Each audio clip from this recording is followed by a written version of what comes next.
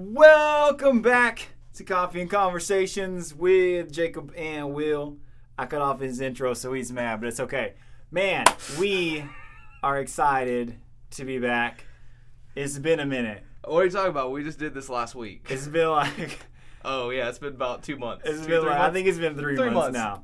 So, real talk, quick life update. One, Will had a tiny pet human. Well, most people call them babies. Me and my wife, we had a baby, and so I haven't been able to do a lot of stuff. He's pretty adorable, I'm not going to lie. I mean, he got a lot of his genes from me, if you know what I'm saying. Good looking baby. Head from you. Good looking baby. Anyways, so Will had a baby. My kind of schedule was crazy as well, but now I am no longer at Cream and Coffee, so we have to pay more for our coffee when we get it from there now, but it's totally cool. Now I can use Jacob's time more wisely, which means more coffee and conversations, which is what everybody wants. Hopefully. That's going to start boiling and getting us ready for later, so we'll just fix that. Today, what we have going on, Jacob's kind of working on the coffee part real quick. Yeah, so I'm gonna give you guys. I'm not finished. No, I'm not finished. I got stuff I need to say. Okay, so today's episode, we promised you an episode last time we did this about application of studying your Bible. Oh yeah, I forgot about that. Yeah. But we haven't made that one yet. We're still working on it. We're coming back to it. This was a situational episode. Things transpired. It's gonna be cool. And so we have the one and only Bruce Doty joining us today. He is the chair of our missions committee here at Southside, and he's going to kind of tell you a little bit about what that is and some stuff that we have going on with our missions committee. But for now, coffee. So check this out, guys. I'm gonna just be real. So here's the truth of the matter.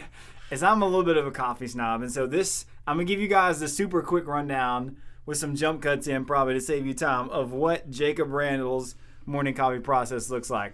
I bought really nice cups for us to use last time, and they're at Will's house. So here's what happens. So we have some great Honduran roast, single origin. So is this is really loud. I'm sorry.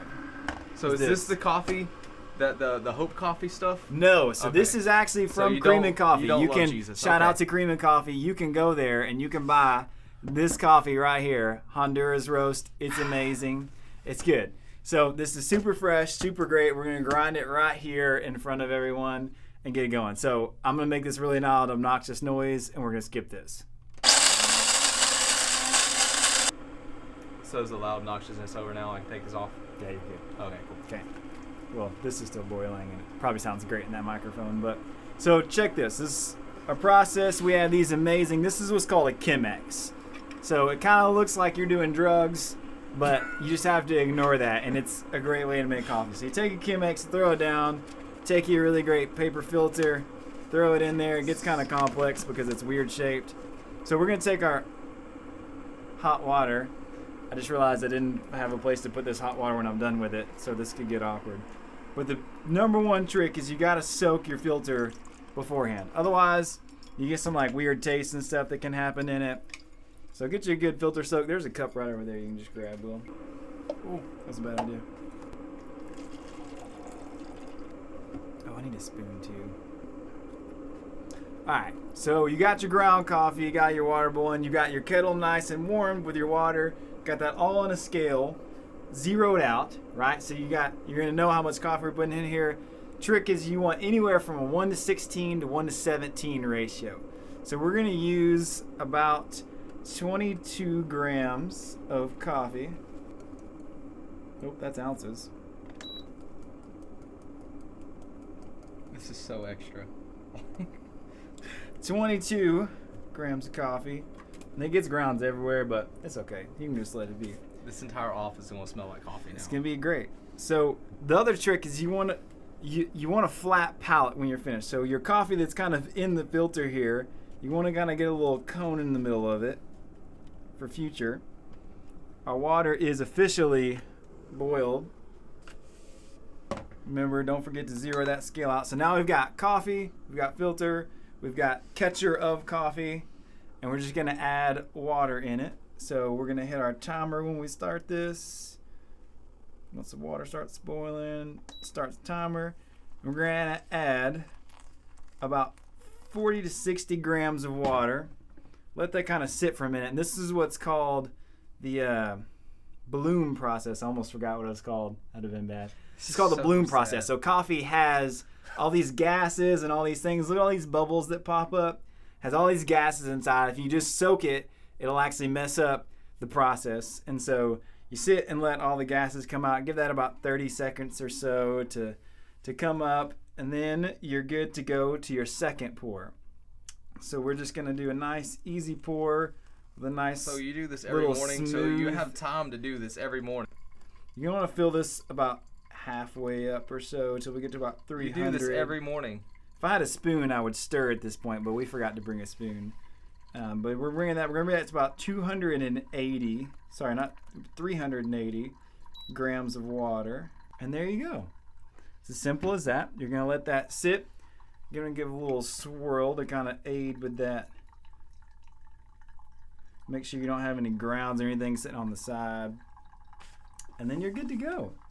Now you can sit and do whatever you want with your morning routine. That's going to go for about another minute and a half-ish, maybe even that. And then wait for it, and perfect. Now, we have some amazing coffee. And what's going to happen here is I'm going to change Will's life. Because he's been drinking like really gross, really plain, like gross, whatever the heck we had last time. Like cinnamon birthday cake or something terrible. It was so great. So we're going to let this cool off for a second, and then we'll be right back with you. It's probably really hot. Yeah, it's really hot. This is not a part of my morning process, by the way.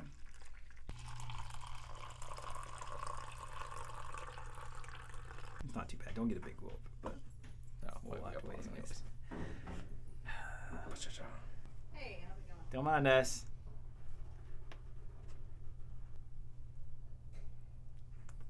I got scared.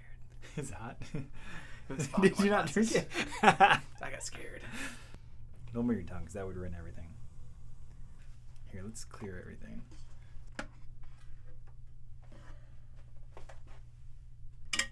La la la la la la. Are you ready? Dude, it's gonna be hot. You got to get just a little bit. Okay. Or do we want to actually wait so you can get a good taste? So we can wait a little bit longer.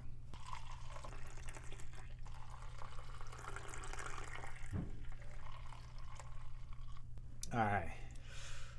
Here we go. It's still a little warm, so you're gonna take a small. That's why you're gonna sip. You're not gonna chug. You're just gonna sip and just get a nice little.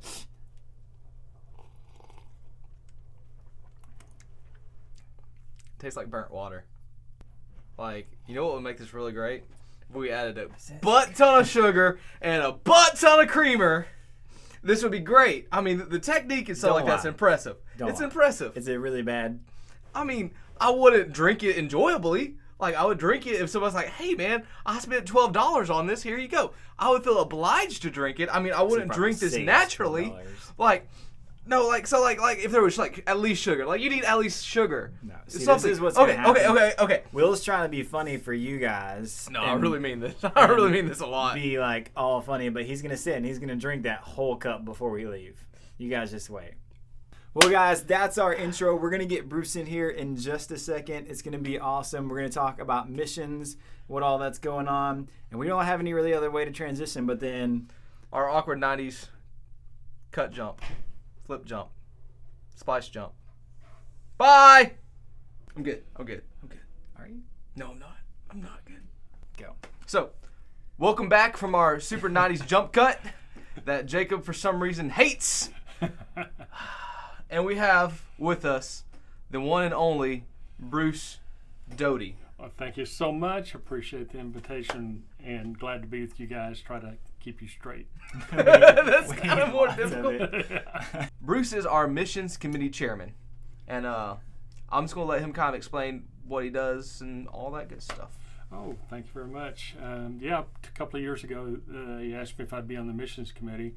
I really had no experience with missions committee or anything. But I said, okay. I'll be glad sign them up. Yeah, I was here 3 weeks in a row, so they put me on a committee. Yeah. But anyway, has become a real blessing because I've got to know some of the missions locally as well as around the world, and it's been really exciting. We've got some great missions partners in our church and in our community. So what we did, let me just explain a bit of what we did when I became chairman this year. We wanted to take a look at all of our missions. We've been giving money to people for a long time and haven't had contact with them or real contact with them.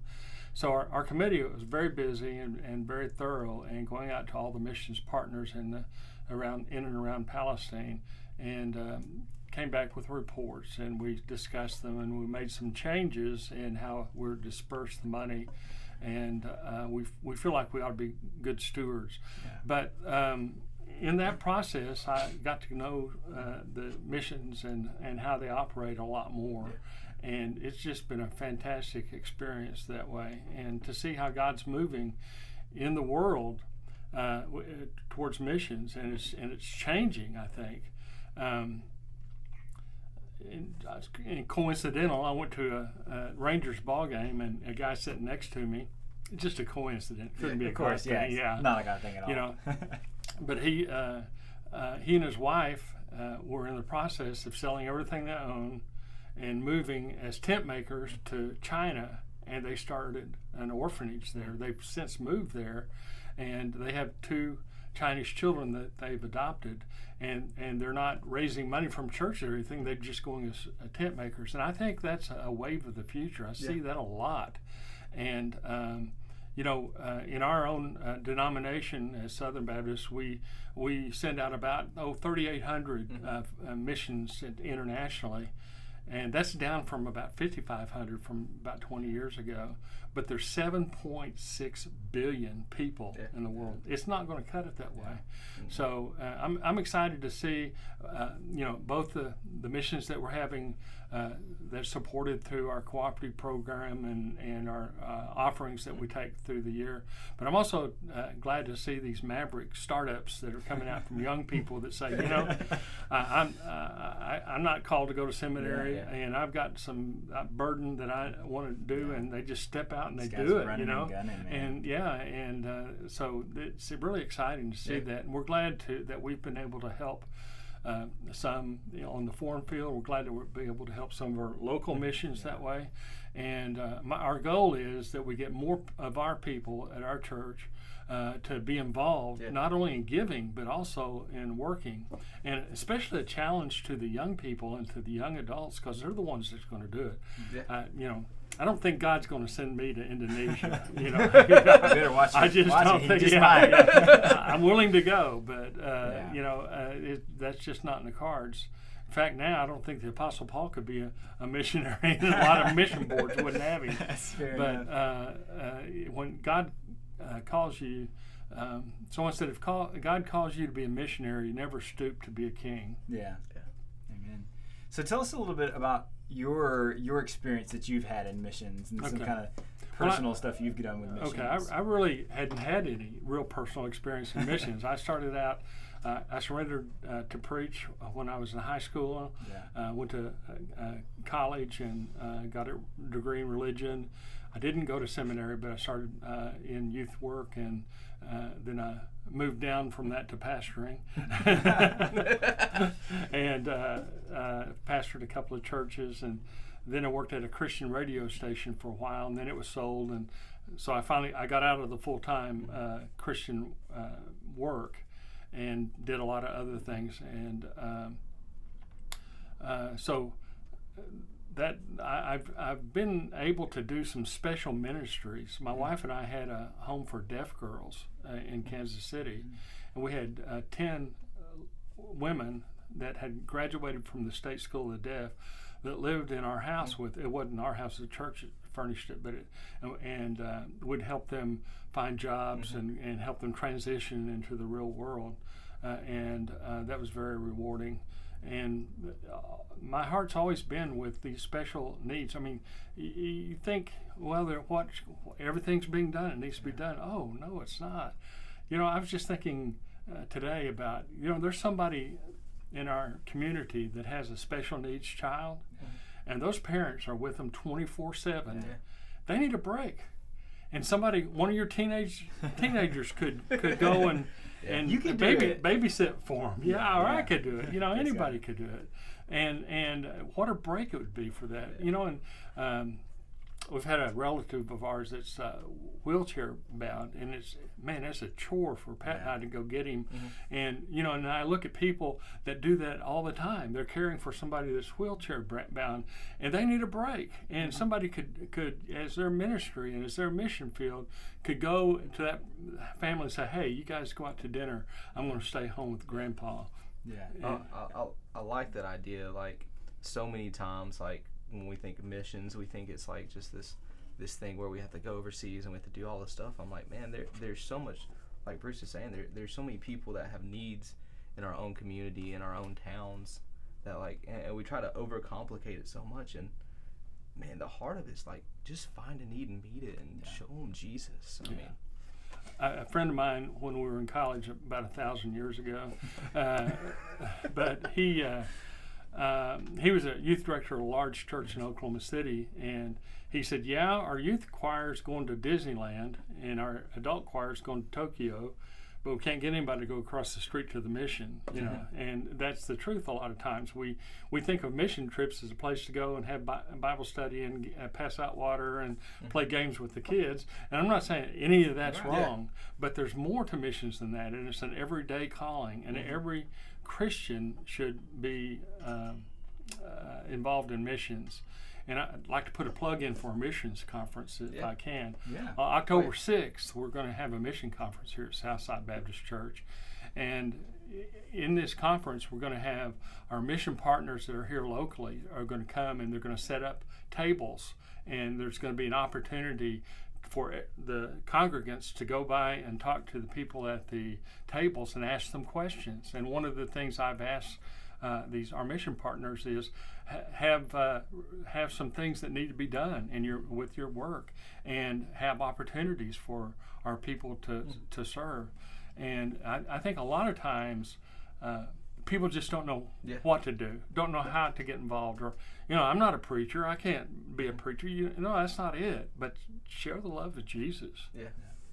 I think that the theme coming from that whole missions conference you guys are working on is that John 20:21, and that the kind of concept, right? Jesus was sent into the world, and so therefore we are sent as well. Yeah, and that's such this beautiful concept, like this humbling kind of idea of Jesus stepping out of his throne, like stepping. We can really grasp that concept. It's kind of crazy, like genuinely stepping from his throne, like that he's been in for eternity, like stepping down from that, coming to earth, and walking the truth of what missions should look like and what it should operate like in our day today. And so we're called to that same walk. Like while we may not be called to go to Indonesia or to go to Africa or to go to China, at the same time we're called to be in missions wherever we are. We're called to be here and live now as for Christ and on our mission field where we are. Absolutely. Another thing we're going to do in the conference is during our Sunday school hour at 9 o'clock, we're going to have a joint session in the auditorium. So you don't have to come and sit in a Sunday school class and swap ignorance with your neighbor, We're gonna be all in the auditorium together, and we're gonna show a film about a missionary in Papua New Guinea, and that's where one of our missions that missionaries that we're sponsoring he's gonna be doing this same thing. It's so exciting to watch him. I mean, this movie is so moving. It talks about how they have to go and they have to learn the language. And they go to a tribe that there's no written language in. So they have to develop an alphabet, teach them the alphabet, teach them how to read. Eventually, then they start a 1-year period of teaching them from Genesis to Revelation. And when it gets to the gospel, that's when the church starts and people begin to accept Christ and they're baptized, and that's when the persecution starts too. But anyway, it's a really exciting 30-minute film. David Jeremiah's church was instrumental in helping put this film together. It's well made, and then after that, in the Sunday school hour, we're going to ask each of our mission partners to come and give a few minutes about their missions, so you can hear from them exactly what their missions are. Then Brother Dave, our pastor, is a former missionary. He was a missionary in Germany, and he's going to bring the message that day. And then that Sunday night, we're inviting all the churches, and especially those that don't have a Sunday night service, to come back to Southside at 6 o'clock. And Brandon Green, who's the director of Hope Station, is going to bring the message there. And I promise you, it'll be good. Yeah. You guys know him. Praise God, man. Yeah.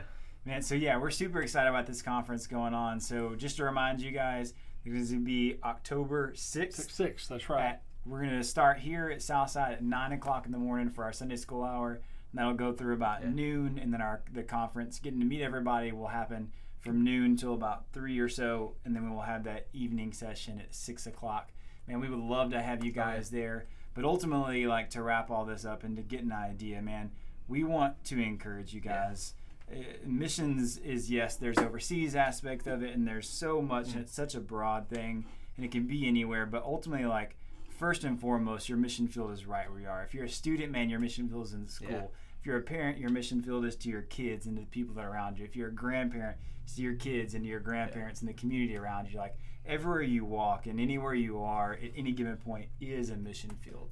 And so rock that Matthew 28, that kind of concept of this idea. Go and make disciples, baptize in the name of the Father, all these amazing things that God has called us to, and live as disciples for Christ and live as missionaries. Thank you. 6, be here. Peace out.